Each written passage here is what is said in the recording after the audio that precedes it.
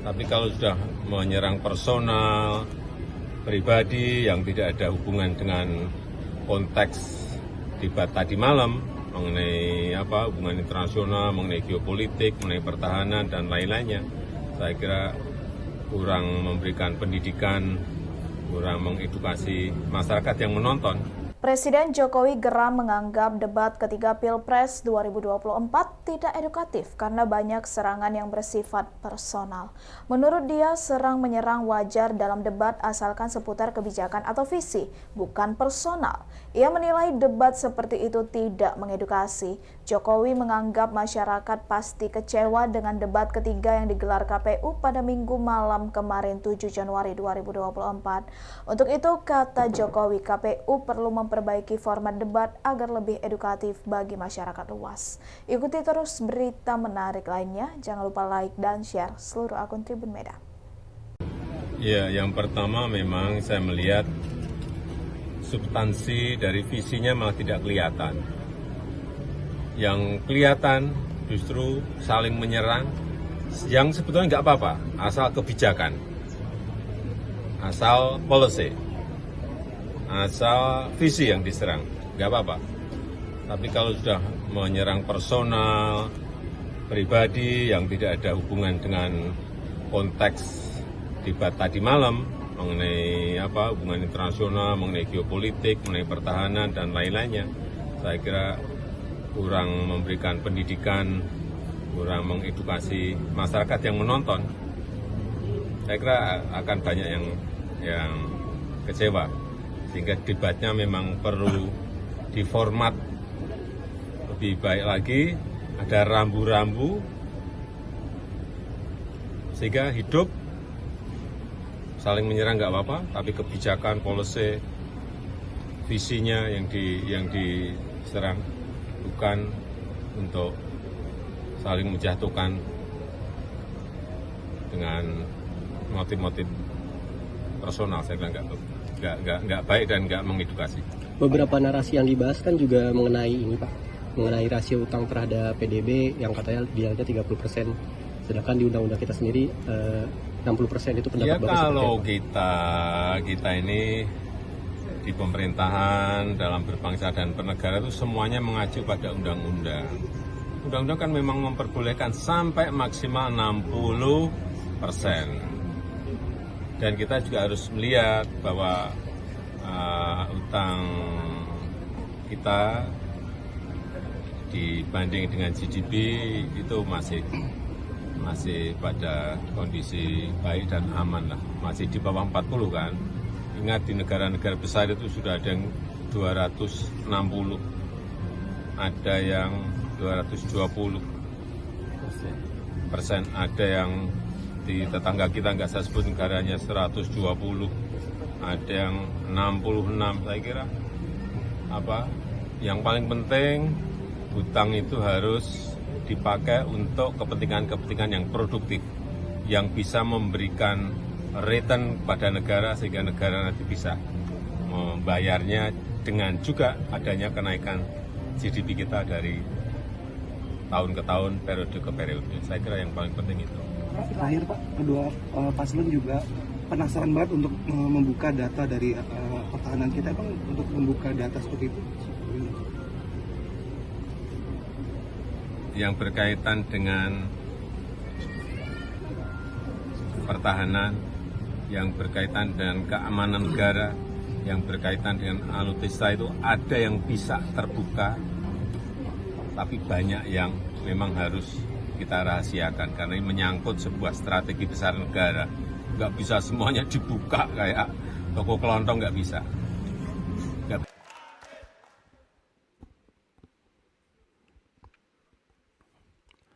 Assalamualaikum warahmatullahi wabarakatuh. Selamat malam dan salam sejahtera untuk semuanya.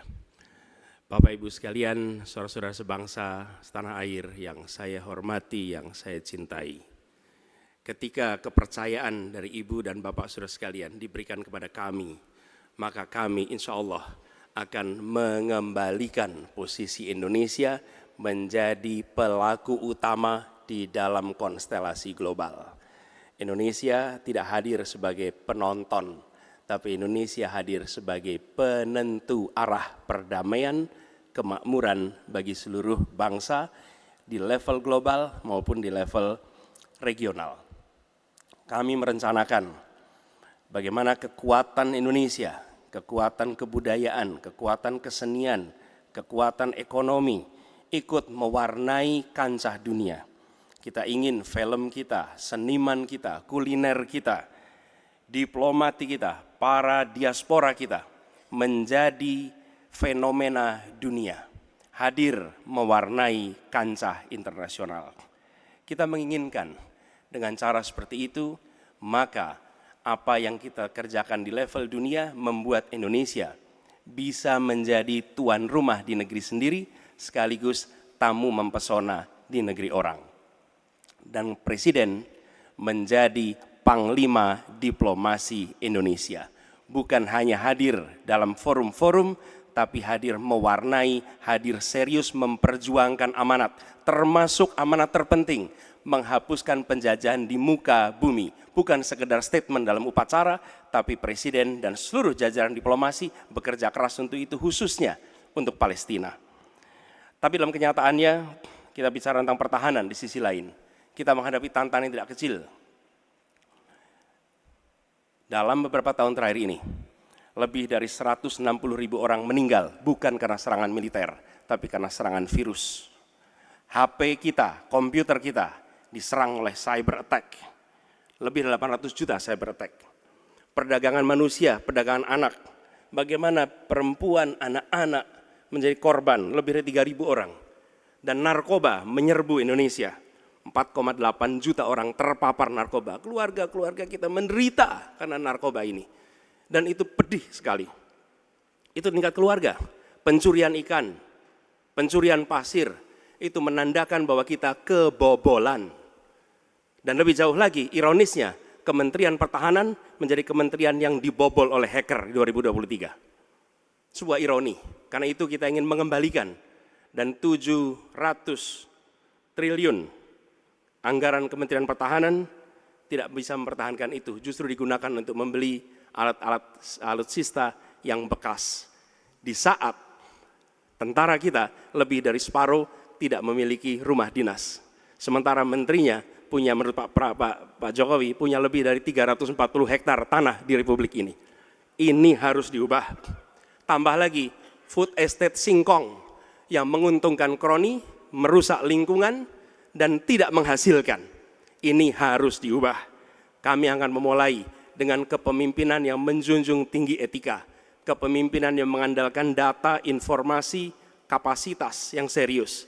Kita ingin Republik ini berperan di level global, dijaga secara serius untuk rumah tangga, untuk nasional, sehingga kewibawaan kita adalah kewibawaan berdasarkan kekuatan. Untuk itu kita butuh perubahan.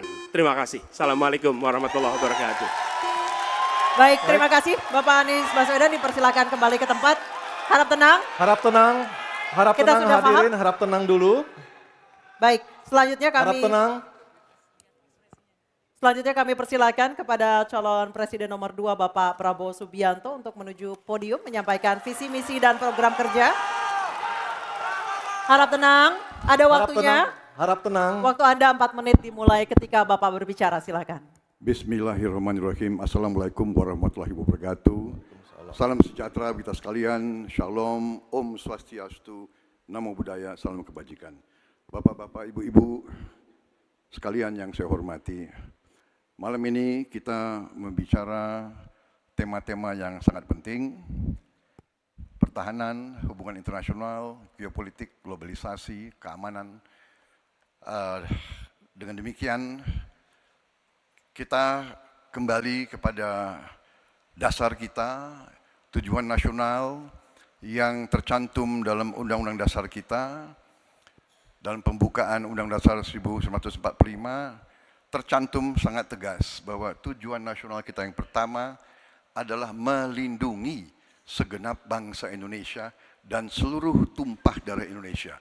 Jadi, fungsi dari negara yang pertama adalah melindungi, berarti pertahanan.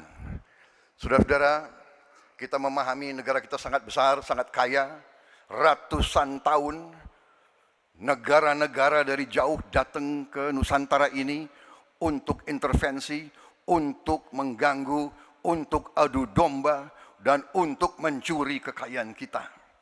Sampai kita merdeka, kita pun harus berhadapan dengan kekayaan alam kita diambil dengan murah.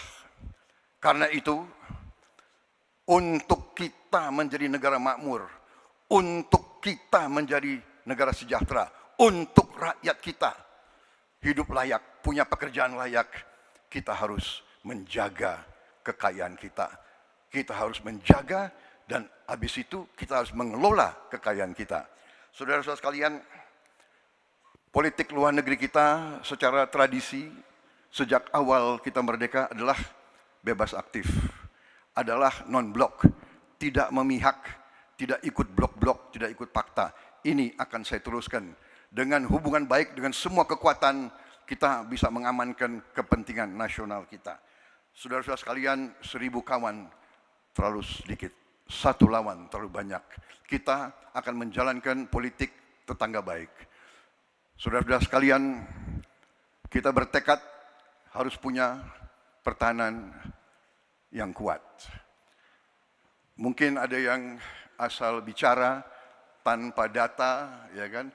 Mungkin didorong oleh ambisi yang menggebu-gebu sehingga tidak objektif.